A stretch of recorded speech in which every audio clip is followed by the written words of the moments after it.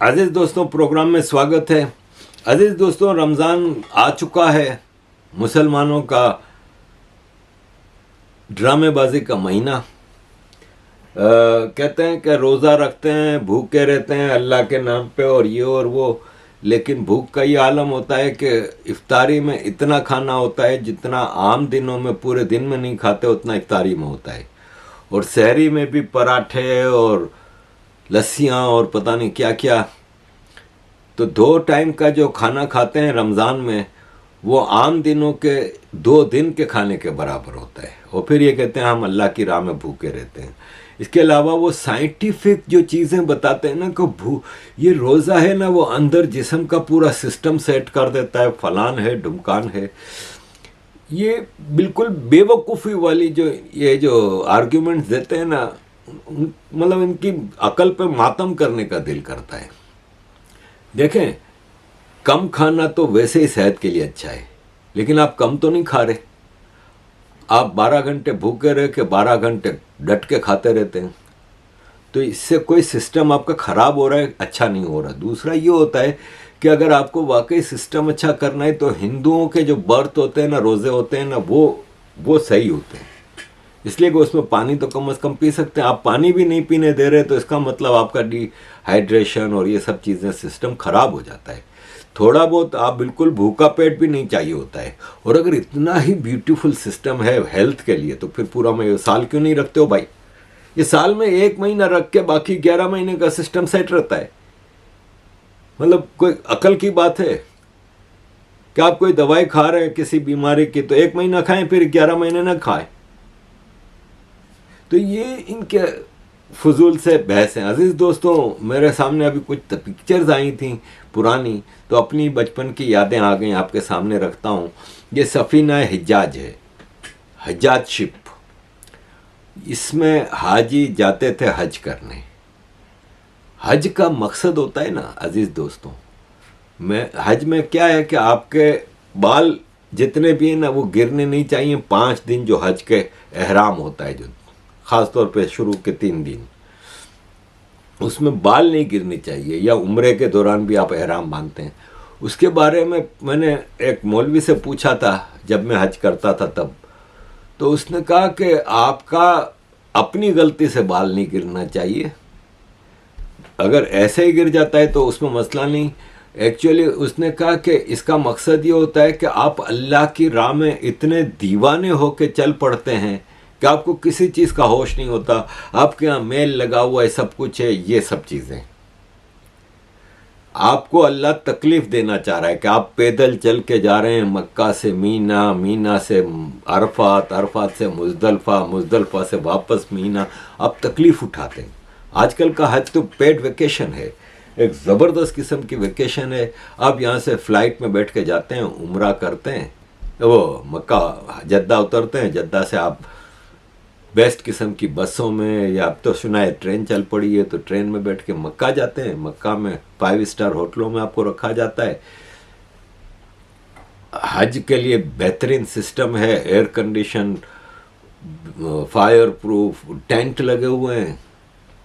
ये हज की बेसिस से ही ख़त्म है।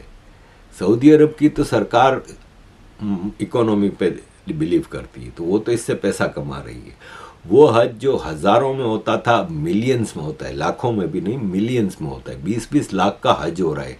मैंने अभी देखा, हज की एडवर्टाइजमेंट आई पाकिस्तानी कुछ ट्रैवल एजेंटों की, मैं हैरान रह गया। 30-30 और 20-20 लाख रुपए के हज है, सस्ते में सस्ता 20 लाख रुपए का हज है। अभी रिसेंट की बात है, जब मैं मेयर था, कितने साल हुए, 2007, 17 साल पहले 1 लाख रुपए का था। आज इतना महंगा कर दिया, इसलिए कि इसको लग्जरी बना दिया है। इस सफ़ीना हज्जाज में जाते थे हाजी। मुझे याद है, मैं 7-8 साल का था। हम मेरी नानी को मेरे नानी, मामू और एक खाला गए थे।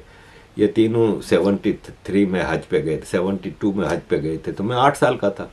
हम पूरा ख़ानदान छोड़ने गए थे, तो बड़े बड़े बोरे इनके साथ होते थे, बोरियां होती थी, उसमें बर्तन, आटा, चावल, दालें, सब कुछ यहाँ से लेके जाते थे। सऊदी अरब उस वक्त कंगला होता था।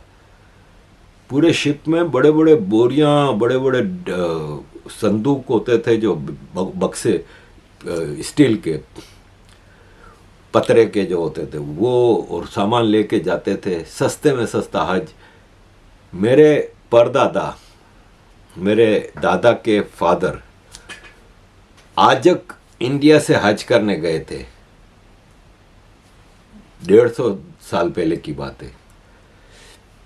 ऊंट पे बैठ के गए थे, ऊंट के बैठ के पोर्ट तक गए थे, शायद पोरबंदर या कहाँ, जहाँ से शिप चलता था।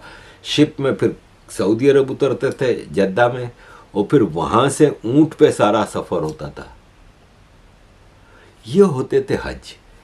आज का हज तो फारिग है। अजीज दोस्तों, दूसरी तस्वीर आपके सामने रखूंगा, ये ट्राम है कराची की।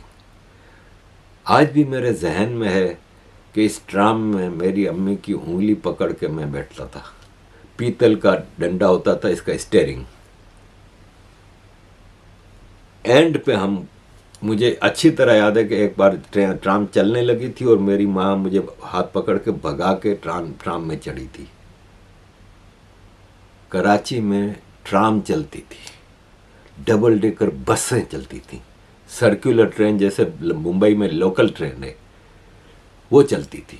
आज ना लोकल ट्रेन है, ना ट्राम है, और ना ही डबल डेकर बस है। Double decker bus Ayub Khan के ज़माने में ख़त्म हो गई, और फिर भुट्टो ने कराची दुश्मनी में, हालांकि ख़ुद कराची में रहता था, लेकिन उसको ये गम था कि कराची में सिंध का कैपिटल है, उसमें नॉन सिंधी इतने बढ़ गए, तो उनको इंतकाम लेने के लिए उसने ट्राम भी ख़त्म कर दी, सर्कुलर ट्रेन भी बंद हो गई, और आज कराची के पास कोई ट्रांसपोर्ट सिस्टम है नहीं। अजीज़ दोस्तों, जुगाड़ू पाकिस्तानी बेचारे माल बनाने के लिए कुछ भी कर सकते हैं। ये दुबई का है, देखें पानी है बारिश का, तो उसमें क्रॉसिंग कराने के लिए पैसे लेके इस तरह से ये क्रॉसिंग करा रहा है। जुगाड़ू पाकिस्तानी जहाँ जाएगा माल बनाएगा। अजीज दोस्तों, मुद्दे की तरफ आते हैं। अजीज दोस्तों, ये जो मोहित पीरजादा है, आजकल ये पीटीआई वाले हैं, वो खबरें तो लगा देते हैं, लेकिन इनकी 10 में से 8-9 खबरें फेक होती हैं। अभी इन्होंने कहा है कि DGISPR बताएंगे कि इंटरनेशनल एटॉमिक एसोसिएशन जो है उसका चीफ पाकिस्तान क्या करने आया था। मीडिया में इसकी कोई खबर क्यों नहीं है? और IAEA के हेड की किस किस से मीटिंग हुई, ये वो आपको पता है। ये तो बहुत बड़ी खबर है, तो मैं ऐसे ही खबरें आपके सामने नहीं लाता, मैं फिर पूरी रिसर्च करता हूँ। और मैंने पूरी रिसर्च की और हर तरफ से मुतमईन होने के बाद मैंने इसके जवाब में पाकिस्तान की फॉरेन स्पोक्स पर्सन है ना, जो मुमताज़ बलोच, उनका भी स्टेटमेंट आ गया कि ये फेक न्यूज़ है, कोई नहीं आया एटॉमिक एजेंसी का ये वो। और मेरी रिसर्च भी यही बताती है कि कोई नहीं आया। इवन भारत का मीडिया भी इसको फ़ौरन उठाना शुरू कर दिया कि पाकिस्तान में एटॉमिक एजेंसी के लोग आए हैं, फलान हैं, ढुमकान है। लेकिन मेरी इंफॉर्मेशन तो ये है और मेरी रिसर्च भी यही बताती है कि ये सब फेक न्यूज़ है। अजीज़ दोस्तों, शहबाज शरीफ से मिलने के लिए वाइसराय ऑफ अमेरिका, पाकिस्तान में अमेरिकन एम्बेसडर मिलने के लिए आए और शहबाज शरीफ के साथ डिस्कशन की। और जाहिर है, आपको मैंने परसों की वीडियो में बताया था कि IMF यानी अमेरिका पाकिस्तान को बेल आउट करने के लिए आ गया है। तो IMF की टीम आई है, IMF की मीटिंगें चल रही हैं पाकिस्तान की फॉरेन मिनिस्ट्री से, पाकिस्तान की फाइनेंस मिनिस्ट्री से, और पाकिस्तान की फाइनेंशियल टीम जो कि डफर और डब्बा टीम है, उनके साथ मीटिंगें चल रही हैं। लेकिन प्राइम मिनिस्टर से अमेरिकन एम्बेसडर मिले और ज़ाहिर है अपना जिस मकसद के लिए अमेरिका पाकिस्तान आर्मी की मदद से ये गवर्नमेंट को लाया है, उनको अपना एजेंडा देना है कि भाई ये चीज़ें करवानी है आपसे। IMF की बात करें तो IMF के मीटिंग से पहले पाकिस्तान के जो स्पोक्स पर्सन हैं और फाइनेंस मिनिस्टर हैं, इन्होंने फ़ौरन कह दिया कि हमने आईएमएफ की सारी शर्तें पूरी कर ली हैं। अब तक जो आईएमएफ का प्रोग्राम था आखिरी, उसकी सारी चीज़ें हमने कंप्लीट कर ली हैं। तो आईएमएफ ने मीटिंग में फिर इनके साथ गुस्सा किया। उन्होंने कहा भाई साहब ये तुमको कहने का नहीं है, ये हमको कहने का होता है। पहले हम चेक तो करें कि तुम लोगों ने क्या कुछ कंप्लीट किया है, क्या कुछ हमारी शर्तें मानी हैं। हमारे ख्याल से तो अभी काफ़ी चीज़ें हैं जो तुमने नहीं की हैं, तो एम ही तुम अपने तौर पे खबरें उठाते हो। अजीज दोस्तों, फाइनेंशियल कंट्रोल के लिए पाकिस्तान आईएमएफ के अलावा अब अरब कंट्रीज़ यानी इमारात, कुवैत, कतर, बहरीन, ओमान और सऊदी अरब से भीख मांगने की कोशिश कर रहे हैं और कह रहे हैं कि हमें आईएमएफ के अलावा आपकी मदद भी चाहिए ताकि हम कुछ वो कर सकें। और एक एक्सटेंडेड फंड फैसिलिटी है जो 11 अप्रैल को एक्सपायर हो रही है। ये अरब कंट्रीज़ के साथ होती है, यानी इनकी जब मैच्योरिटी होती है तो ये नए पैसे ले आते हैं लेकिन पुराने वापस देने का नाम नहीं लेते। तो उसको वो आगे बढ़ाने की कोशिश कर रहे हैं कि किसी तरह इनसे मिल जाए। इमारात के फॉरेन मिनिस्टर ने प्रिंस अब्दुल्ला अमीर अब्दुल्ला बिन जैद बिन सुल्तान अल नहयान ने फ़ोन किया इसहाक डार को मुबारकबाद के लिए, जो कि कर्टेसी कॉल होती है। उस पर फ़ौरन इसहाक डार शुरू हो गए कि हमें म्यूचुअल बेनिफिट का इकोनॉमिक पार्टनरशिप करनी है। अब कोई इनसे पूछे इसहाक डार से कि म्यूचुअल बेनिफिट में इमारात को पाकिस्तान से क्या इकोनॉमिक बेनिफिट होगा? तुम लोग किसी जोगे ही नहीं हो, तुम लोग कुछ करने के काबिल ही नहीं हो, तुम लोगों की औकात ही नहीं है कि तुम लोग कुछ कर सको। अजीज दोस्तों, पीआईए की हालत ख़राब है और अलीम खान को प्राइवेटाइजेशन का मिनिस्टर बनाया गया है और पीआईए इनकी नज़र में सबसे आगे है बेचने के लिए। औने पौने दामों में बेचेंगे और लंबी लंबी किकबैक मिलेंगी, जिसमें आर्मी को सबसे ज़्यादा हिस्सा मिलेगा और फिर शहबाज शरीफ, जरदारी, अलीम खान सबको मिलेंगे हिस्से। और ये पीआईए बेचने की कोशिश कर रहे हैं और इसके लिए ये हालत है पीआईए की कि इनके पास फ़्लाइट के लिए पेट्रोल ही नहीं है। तो अजीज़ दोस्तों, ये खाली इनका नहीं पूरे पाकिस्तान का हाल है। अजीज़ दोस्तों, United Nations human rights session चल रहा है। सिंध के एक हिदायतुल्ला लोहार का एक्स्ट्रा जुडिशल मर्डर हुआ था पाकिस्तान आर्मी की हाथों। उस पे वर्ल्ड सिंध कांग्रेस के डॉक्टर हिदायतुल्ला भुट्टो ने ये 1.5 मिनट की स्पीच की है। Mr. President, we want to draw your urgent attention to the extrajudicial murder of Mr. Hidayat Lohar, an esteemed educationist and dedicated human rights advocate. He tragically lost his life on 16th of February this year to an attack by assailants on motorcycle while en route to his school in Nasirabad, Sindh, Pakistan. Mr. Lohar's harrowing experiences include disappearance from 2017 to 2019 and subsequent torture at the hands of Pakistani agencies. This inspired the courageous efforts of his daughters, Surat and Sasri, who has been vocal in their demand for justice not only for their father but for hundreds of Sindhis forcefully abducted and scores extrajudicially killed by the state agencies. Their activism led to the formation of Voice of Missing Persons of Sindh, advocating release of all missing persons in the region. Despite being abducted again last year, facing continuous threats, Mr. Lohar's release was secured following widespread protest throughout Sindh. However, his assassination on 16th February marks a tragic attempt to silence his voice forever.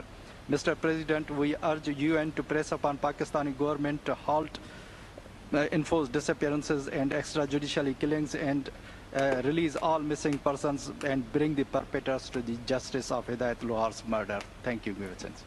Thank you. तो अजीज़ दोस्तों, आगे बढ़ते हैं। अजीज़ दोस्तों, ये पाकिस्तान के कुछ ministers इल्ज़ाम लगा रहे हैं कि आईएमएफ को ख़त लिखा था इमरान खान ने और फिर यूरोपियन यूनियन को ख़त लिखा था कि जीएसटी प्लस का जो फैसिलिटी पाकिस्तान को दी है वो वापस ली जाए, कंडीशन की जाए कि ये पाकिस्तान में सही मानों में डेमोक्रेसी आएगी और इलेक्शन की जांच की जाए और वगैरह वगैरह। तो उस पे इमरान खान और उसकी पार्टी ने तो डिनाई किया है। लेकिन ये आईएमएफ का ऑफिस है जिसके बाहर ये शहबाज गिल, जो कि इमरान खान का मिनिस्टर था, जिसको फिर आर्मी ने उठाया भी था और उसका खूब कचूमर निकाला था, वो भाग गया फिर अमेरिका, और ये आईएमएफ के ऑफिस के सामने इफ्तार कर रहे हैं। इन लोगों की नमाजें इफ्तार सड़कों पे ही होती हैं। ये दिखावा और अपना हेजेमनी शो करने के लिए कि हम हैं बदमाश भाई, जो करना है कर लो। अभी आईएमएफ के ऑफिस के सामने प्रोटेस्ट कर रहे हैं और वहां पे इफ्तार कर रहे हैं। तो ये पाकिस्तान के पीटीआई जो है वो तो फुल फ्लेज लगी हुई है कि किसी तरह पाकिस्तान को वो किया जाए। लेकिन ठीक है, इनके साथ ज्यादती तो हुई है ना भाई, इनका पूरा इलेक्शन ही हाईजैक कर लिया गया, तो उसको आप कैसे वो करोगे। अजीज दोस्तों, ये ज़फ़रुल्लाह खान हैं और इन्होंने कहा है कि आर्टिकल 224 है ना पाकिस्तान कॉन्स्टिट्यूशन का, उसको डिलीट कर दो, क्योंकि आर्टिकल 224 के मुताबिक केयरटेकर सेटअप का मिनिस्टर है ना, वो अगली गवर्नमेंट का हिस्सा नहीं बन सकता। और इस वक्त सिचुएशन ये है कि केयरटेकर गवर्नमेंट का होम मिनिस्टर इस वक्त बलूचिस्तान का चीफ मिनिस्टर है। और इस तरह कई ऐसे सामने आए हैं, जैसे ये अपना कई ऐसे मिनिस्टर बने हैं जो केयरटेकर गवर्नमेंट में भी मौजूद थे। तो अजीज़ दोस्तों, पाकिस्तान में तो ये सब चीज़ें चलती रहती हैं और इन्होंने कहा है कि ये क्लॉज ही ख़त्म कर दो। तो पाकिस्तान में इस बार का इलेक्शन पाकिस्तान ही नहीं दुनिया की हिस्ट्री का सबसे बोगस इलेक्शंस था, जिस पे आज तक अभी तक ये 14 मार्च का इकोनॉमिस्ट मैगजीन में है कि पाकिस्तानी जनरल ज़्यादा से ज़्यादा डेस्पेरेट होते जा रहे हैं।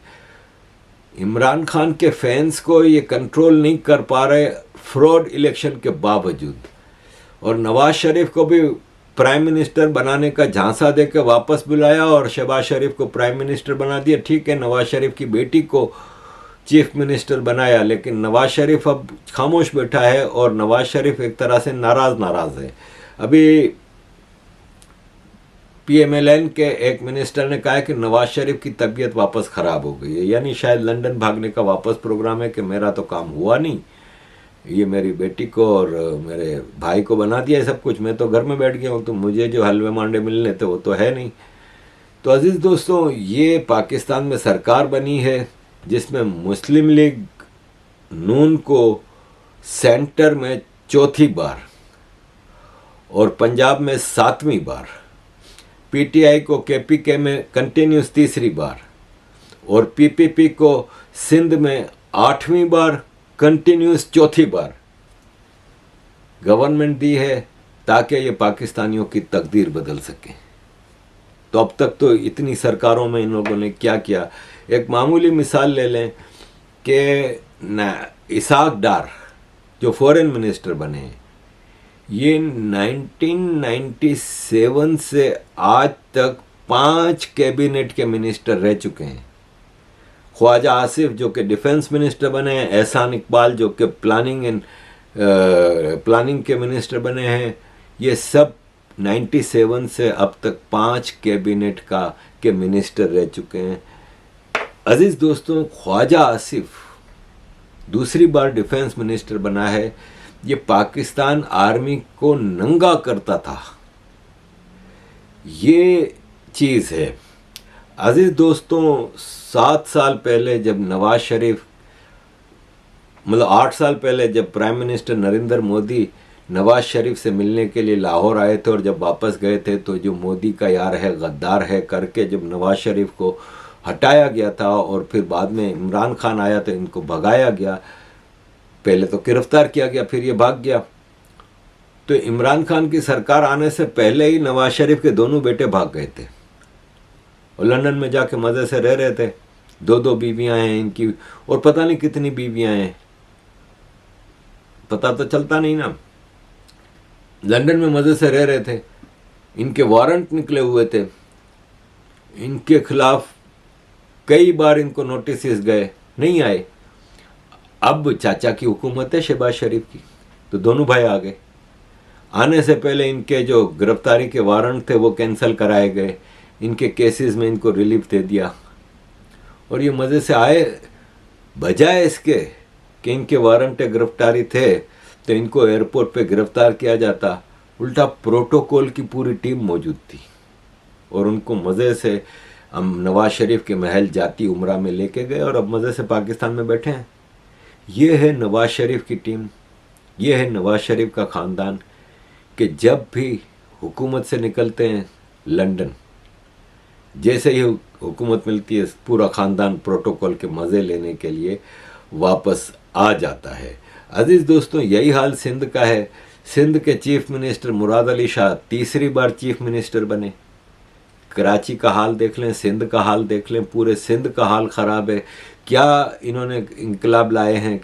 सबसे अमीर सूबा है पाकिस्तान का सिंध, लेकिन देने के लिए कुछ भी नहीं है। अब चीफ सेक्रेटरी सिंध भी चीफ मिनिस्टर मुराद अली शाह के बहनोई को लगा दिया है।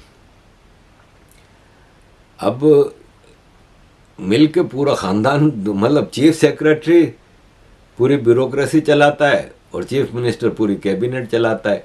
अब मिलकर लूटेंगे, कोई मसला ही नहीं है। ये है पाकिस्तान, लुटेरों के हाथों में पाकिस्तान दे दिया गया है। अजीज़ दोस्तों, थैंक यू वेरी मच अजीज़ दोस्तों for all your support. Kindly keep supporting.